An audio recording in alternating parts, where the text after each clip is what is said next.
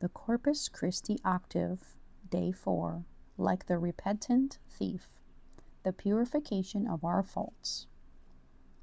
The holy Curador, in one of his famous sermons, tells the pious legend of Saint Alex and draws from it some consequences that concern the Blessed Eucharist.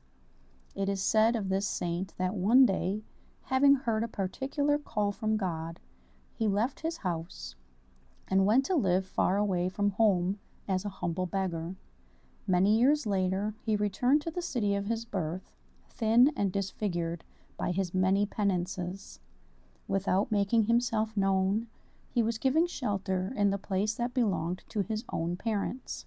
He lived under the stairs for 16 years. When he died and his body was being prepared for burial, his mother recognized her son and, filled with sorrow, exclaimed, "O my son, how late have I recognized you?" The saintly parish priest of Dars commented that the soul, when it leaves this life, will at last see the one whom he possessed each day in the Holy Eucharist, the one to whom he spoke and to whom he poured out his sorrows when he could not bear them any longer. At the sight of Jesus in glory, the soul that has but little love, that has but scant faith, will be forced to exclaim, "Jesus, what a pity I have only come to know you so late, having had you all the time so close to me." Whenever we are in front of the tabernacle or look at the sacred host on the altar, we must see Christ present there. We must see the very same Christ as was in Bethlehem and Capernaum.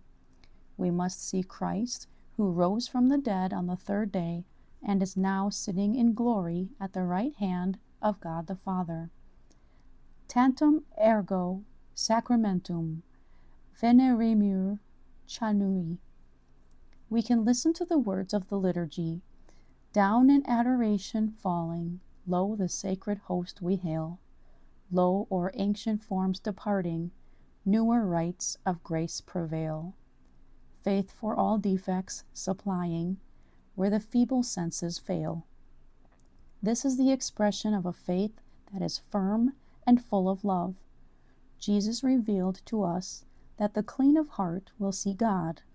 The vision of God begins down here on earth and reaches its fullness and perfection in heaven. If our heart is filled with dirt, whatever vision we have becomes obscured. The figure of Christ becomes blurred, and our capacity for loving is impoverished. That Christ you see is not Jesus. It is only the pitiful image that your blurred eyes are able to form. Purify yourself. Clarify your sight with humility and penance. Then the pure light of love will not be denied you, and you will have perfect vision. The image you see will be really His. His. He will recognize Him, just as the good thief did, no matter what the circumstances. What joy to have Christ so close to us. What joy to see Him, to love Him, and to serve Him.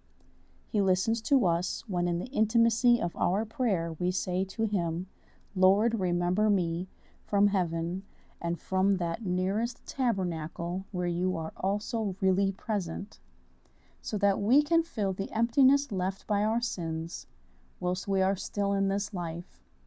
He moves us to greater penance and to greater love for the sacrament of reconciliation. He moves us to accept the sorrows and shortcomings of life in a spirit of reparation.